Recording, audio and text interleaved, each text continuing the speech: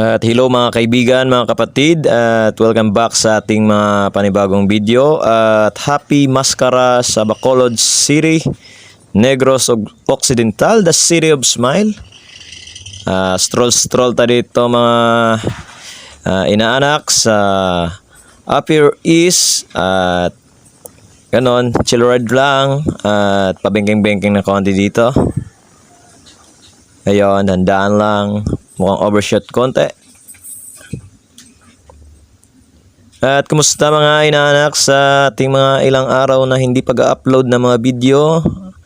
Ngayon ay magbablog si Maninoy nyo at malibot-libot tayo sa Bacolod City para makita naman ang mga hindi taga Bacolod at Negros na hindi pa nakapunta dito.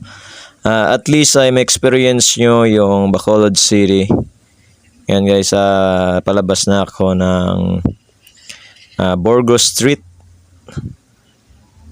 Dito ay malapad ang highway at 4 lanes ang lapad nito. May bike lane sa kakabilaan at ito ay merong solid lane. Ayan guys, padandahan lang tayo sa pagmamaneho at laging titignan natin ang ating mga side mirror before tayo maniobra sa kabilang lane o makasignal light tayo.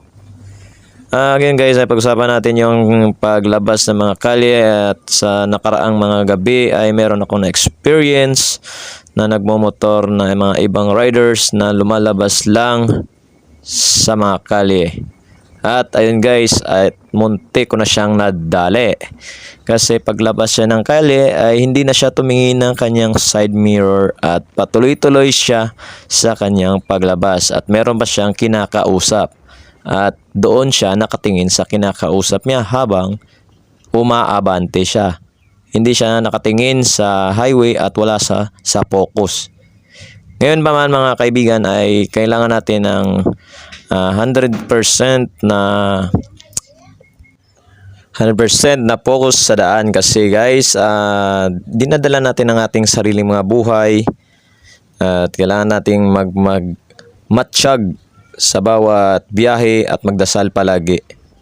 Kasi guys, ang ibang riders ay hindi nakakuha ng mga lisensya at hindi nila alam ang rules ng mga daan. Ang iba naman ay mga baguhan. Ang payo ko lang sa inyo ay kumuha ng lisensya para hindi tayo makadisgrasya sa ating mga daan at meron tayong disiplina sa ating pagmamaneho. Gaya nito guys, nandito tayo sa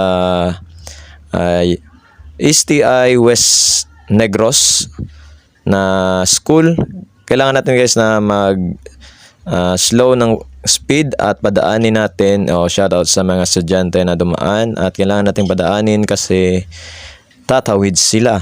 At dito rin ay meron din itong pedestrian lane. Kaya minimize lang po tayo sa ating pagdadrive at lagyan natin ng puso kasi pag hindi natin nilagyan ng puso ang pagdadrive natin at nagbabiliwala lang tayo sa mga traffic signs at overspeeding ay maraming consequence na mapapala natin. So, kailangan po natin ng disiplina. At kung meron namang magpa-racing sa atin ay wag na nating patulan. At kung nauuna siya at sa unahan ay hihintayin ka na naman at hahabulin ka naman ay wag mo na siyang pansinin kasi yung mga ganyang kao guys ay hindi nila alam ang kanilang mga ginagawa at gusto lang nila mayroon silang mapatunayan sa kanilang mga sarili. Tayo naman ay naghahanap buhay lang at nagbabiyahe sa parang araw-araw na ating trabaho at ang ating finish line ay makarating ng ating bahay at kumpleto at walang sakunanan nangyayari.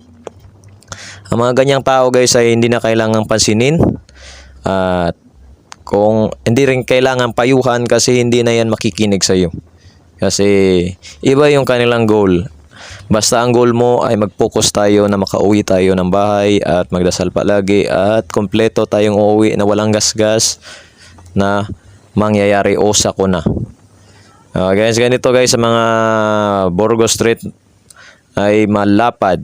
At nandito na tayo ngayon sa stoplight. At sa stoplight na to guys, meron tayo dyan makikita na Rosie Motor Shop, motor dealer.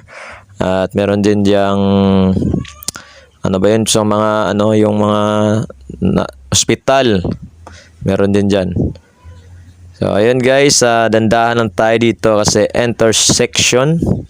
Huwag tayo magmadali na lumabas pag naka-green na kasi merong iba ay beating the red light na tinatawag. At ngayon guys ay nakapwesto ako sa pass lane kasi kung din tayo sa outer lane ay meron dyan maraming lubak kaya hindi ako dyan pumasok. Ayun guys, dito tayo sa Lacson Street. Napaganda ng city na ito. Mga tao dito ay palaging nakangiti. The City of Smile. Shoutout sa mga taga Bacolod dahil ngayon ay Mascara Festival. At lahat ang mga nanonood sa akin dito o saan man to makaabot na lugar ay naibintahan ko kayo na pumunta dito sa Bacolod City Mascara 2023. Ayun guys, papasok na ako ngayon ng aming mismong city sa may papunta ito ng plaza. Madadaanan mo dito yung school ng LCC at church na cathedral. Tsaka plaza nandyan na rin po.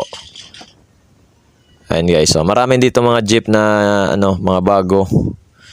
At mailan-ilan na yung makikita mo dito ng mga lubang mga jeep. Ayun guys, meron dito mga stante at baka ikaw makapunta dito sa Bacolod City. Meron dyan mga nagbebenta ng mga ukay-ukay. Meron dyan gumagawa ng tattoo. Tsaka nandito yung church namin sa right side ko. Ayun, pagka abot mo naman doon sa unahan, meron dyang police station. Tsaka bongbongs, tsaka doon sa unahan, yan yung SM Bacolod. Ayan guys, napaganda guys, no? Dandaan lang tayo dito guys, marami ditong dumadaan. Tsaka paliko dito, meron ditong pedestrian lane. Ayun tumawid si Kuya. Shoutout sa Kuya. Dito na guys, at meron ditong banderitas. Ayun guys, meron dyan mga inuman, nagbibenta ng maskara. At magkapunta ka dito sa Bacolod City at pumunta ka lang dito, makakabili ka doon ng mga souvenirs na madadala mo sa inyong lugar. Tsaka ito guys, ang kanilang band stage. Dito meron ditong kumakanta gabi-gabi. At hindi nga ako makapunta dito kasi pagod na ako sa trabaho. At wala na akong time na maglakwatsa. Dahil ang goal ko ay pag-uwi ng bahay ay magpapahinga. Ayun guys, dandaan na dito kasi blind spot tayo dito sa jeep na to. At maraming sasakyan ngayon. Napakasikip ng daan kasi maraming bisita. Lalo na pag dito sa downtown. Ayun guys, nandito na tayo. Papunta na pala tayo ng Loop West. Ayan guys, sa intersection naman, dandahan tayo dito guys. Mag-signal tayo. Pag may tumawid, magsinyas ka. Tapos signal light papunta dito sa Loop West. Kaya guys, dapat tayong palagi tayong defensive driver sa daan at 100% focus. Dito guys, bubusina ako kasi meron ditong pick up na naka-blind spot at baka may one way dito na tricycle o counterflow o anything na tumatawid doon ay baka madali. Maling-mali yun na doon naka-parking sa may likuan kasi hindi nakikita ng lumiliko. Okay guys, at mag-iingat tayo sa ating mga biyahe at magdasal tayo palagi at maraming salamat sa inyong panonood sa aking video. At ngayon ay tatapusin ko na and God bless and ride safe all.